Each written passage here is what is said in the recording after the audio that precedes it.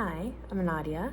I'm in my last semester at Duke University, and this is a story of how I got here.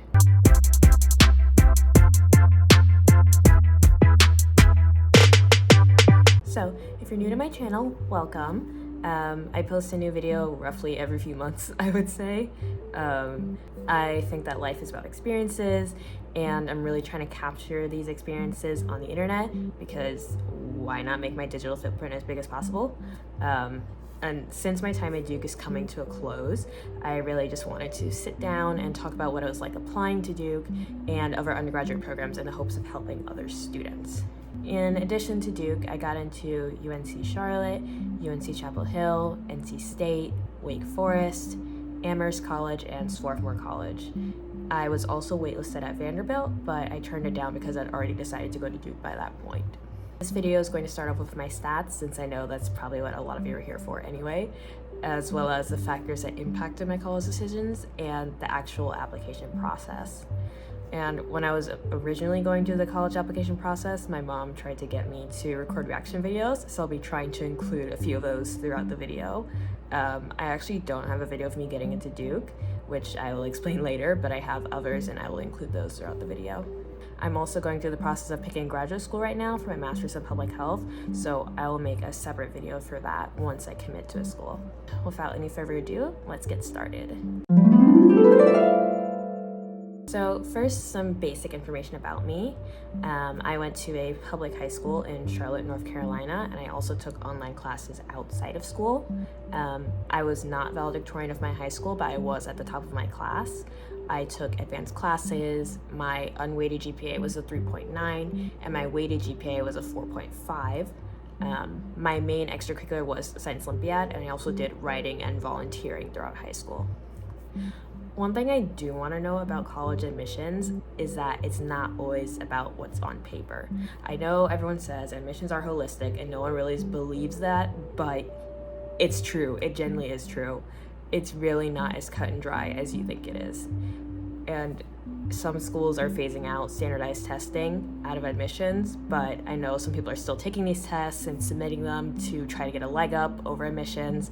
And I don't know if that's the case or not, but regardless, just do not worry about it at all. Something I learned early on in the admissions process is that it's not so much about the numbers themselves, but how the numbers look in relation to your environment in your high school. For instance, I got a 32 on the ACT, but the average ACT score at my high school was an 18. So that's actually a very big difference, and that shows that I am thriving in that environment, even though the scores are a bit lower. And colleges really want to see that you're doing well in the environment that you're in. Duke in particular has a rating system for applicants, and I will link an explainer for that system in the description below. But they actually rate you based on whether you took the most rigorous curriculum at your high school. I was in the IB program at my high school, so I got a 5 for curriculum, which was the highest score for that section. And you can request your admissions file once you matriculate if you really want to know how they ranked you, but they really are taking your entire profile into account when they review your application.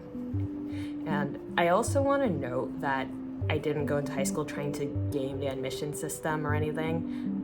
My mom was first gen and went to a state school, so we really didn't know anything about trying to get into elite colleges. We just thought that getting good grades would be enough to get into a college, and that is the case for some colleges, but for elite schools, we all know it's kind of like a rat race. But if you're a first gen or low income student watching this, just know that I see you and you're doing great. It's about your story just as much as it's about what's on paper. So do not worry at all. I was very precocious about college as a kid. Recently, I actually found an essay that I wrote in 6th grade about how I was going to become a pediatrician, and if I didn't become a pediatrician, I was going to be a computer programmer, which is kind of funny considering I'm not planning on being either of those things now. But my interests have really not changed that much since then. I'm still into computer science, I'm still into healthcare, things like that. But point aside, I knew from a young age that I needed to go to college for what I wanted to do with my life. And yeah, that really just kind of started my college search journey. By 8th grade, I'd already made an account within my state's college application hub, which is the College Foundation of North Carolina. That's like kind of like a centralized application portal. They also run free college application week for some schools that opt in. But yeah, it also has like a lot of career surveys and all this other stuff. And I was not even 14 yet, but I was already looking at schools, looking at these career surveys, and it was just, I was almost obsessing, honestly, and it would be years before I even applied to college. I didn't even really know what college was about, but I knew it was a place that I wanted to go. By 9th grade, I had already started making college spreadsheets of schools I was considering with tuition and fees, activities, things like that, and I was even answering essay questions, which I know because I found the essay questions I was answering in my Google Drive. I didn't even apply to half the schools I was considering back then, but I was thinking about it a lot, and it was really evident. I was reasonably certain I wanted to do public health, and although I was kind of keeping my options open for majors, this guided a lot of my school choices. Of course, being a literal child at the time, I was 14, I did not know much about applying to college or paying for college. I knew that I wanted to leave North Carolina at the time, but I saw the price tag of private schools like Columbia and Johns Hopkins, and I'm like, I can't afford that.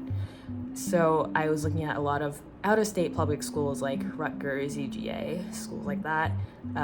Those schools specifically have public health programs, which, as I mentioned, that guided my decision-making at the time. But flash forward to 2017-ish, I'm about 16, going into junior year.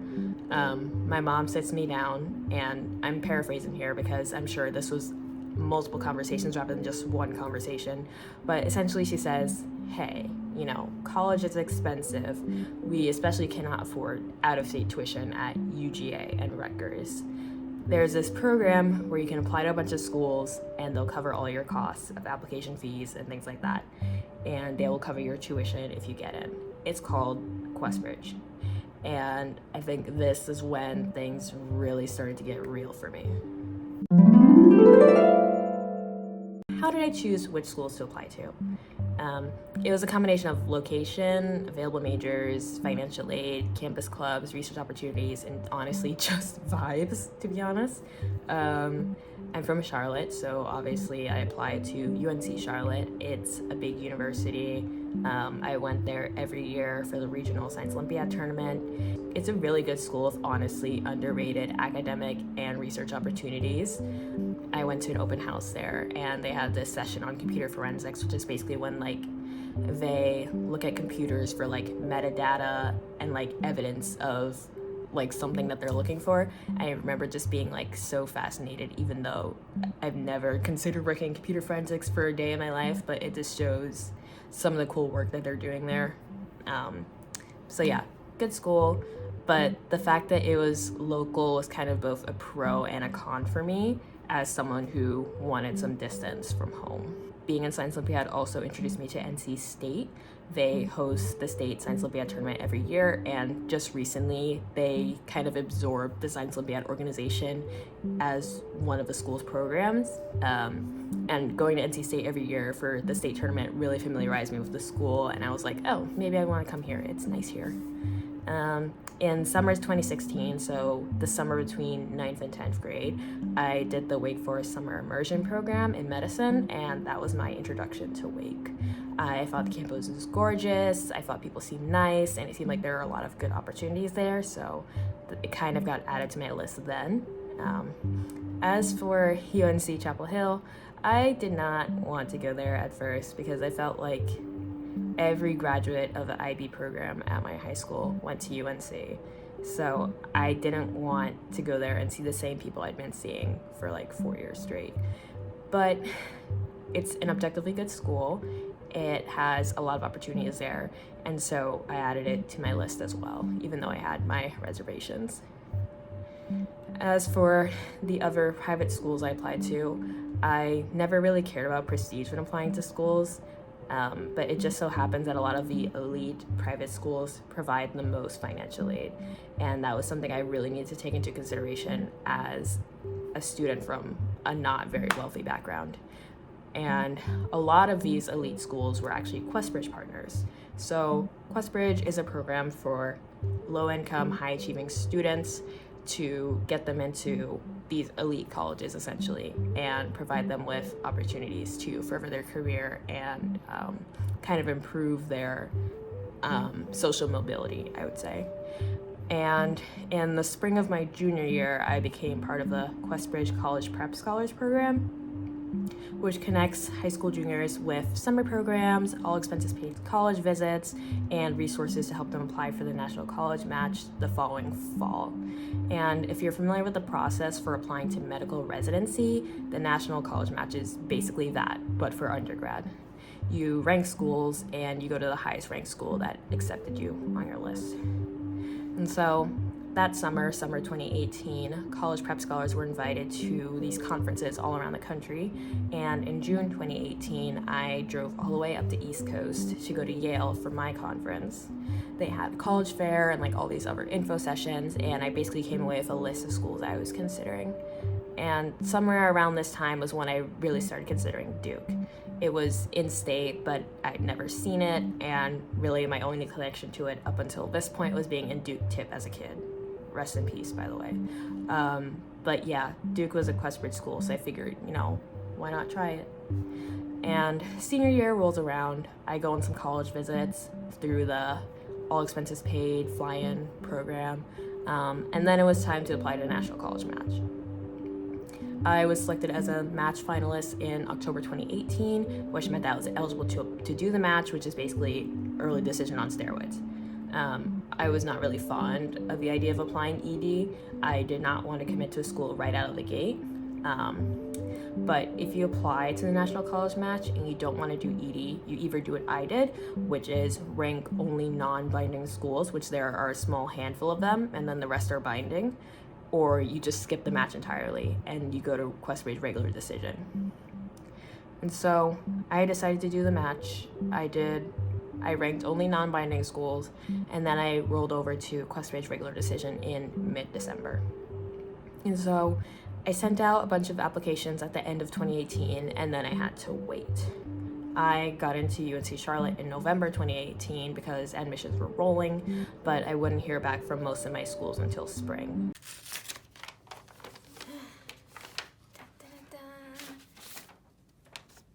Nadia, congratulations. I'm pleased to offer you admission to UNC Charlotte for fall 2019. Congratulations, you've been admitted to Amherst College class of 2023.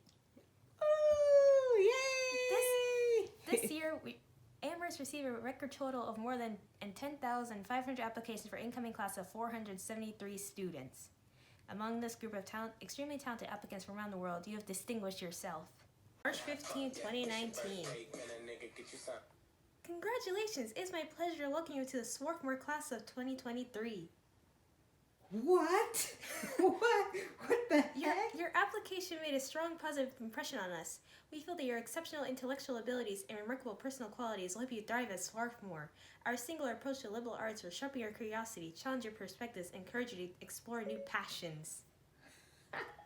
I applied to NC State and UNC early action, and those results come back in January, and I applied to Wake Forest regular decision. January 2019 rolls around, and my Science Olympiad team is going to an invitational at Duke. This is the first time that I saw campus ever, literally, and I had already applied by this point. And I thought campus was pretty, I thought the food was good, and I'm like, okay, now I've seen Duke. I'm not completely oblivious about this school anymore. Maybe I'll come back later and I'll figure some stuff out, And then I go home and I hear back from NC State and UNC. I was invited to be part of Honors Carolina, and I was invited to apply to NC State's honors program. So I was like, all right, cool, sick. I'm getting opportunities already. And up until I was admitted to UNC, I barely heard from them. But after I got in, I got like daily emails from them. It was kind of absurd.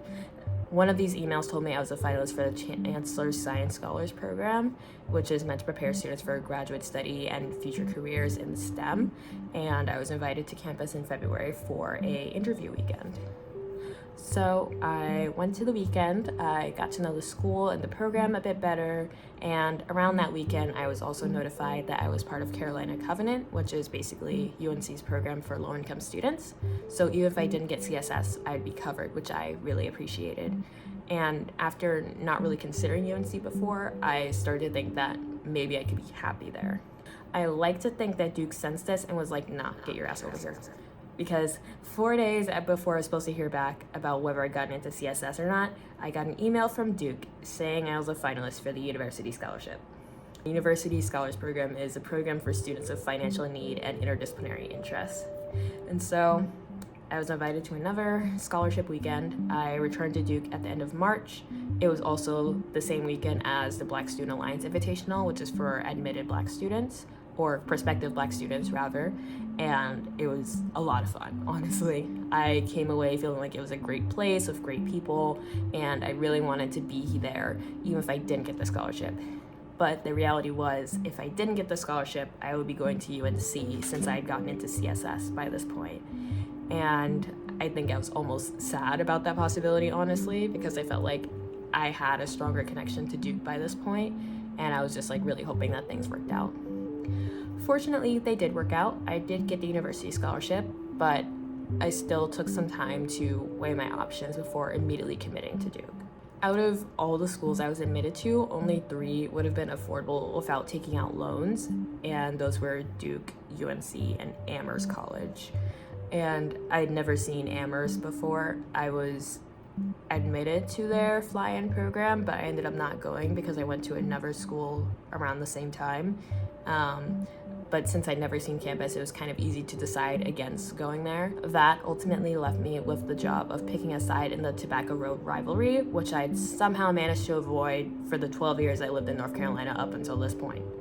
As I mentioned earlier, I've had an interest in public health for literally a decade now, but when I was choosing colleges, I at some point decided that pursuing a science career might have been better for me in the long run, and so I was set on majoring in some variation of biology. CSS would have set me up really well for that, and I was considering it for a while. But the thing is, in my Common App essay, I wrote about how passionate I was about both science and writing because I was committed to exploring ideas and pursuing the truth, and pursuing both STEM and the humanities was an important part of that. And I felt like if I chose CSS, I would be prioritizing one love over the other. And in addition to the university scholarship covering more than CSS financially, I felt like I'd be able to experience more. So I chose Duke. And even on my hardest days here, I've never regretted it, honestly. So if you're in high school right now and you're looking at colleges, the big thing that I want you to take away from this video is that you will be okay. Not my stats, not all the stuff about like how Duke ranks applicants or any of that. I want you to remember that you will be fine. If you don't get into your dream school, you will be fine. Applying to college is daunting and scary, but you will get through it. Cast a wide net for schools, and if you need help paying for that, ask your guidance counselor about fee waivers or apply to QuestBridge if you're eligible. People trash community colleges, but if that's where you need to go to get to where you want to be, do that, and don't let anyone shame you for that. Just be aware of which four-year schools will actually take those community college credits, because a lot of private schools may not take them. Thank you all so much for watching. I'm happy to answer questions in the comments, and I will see you next time.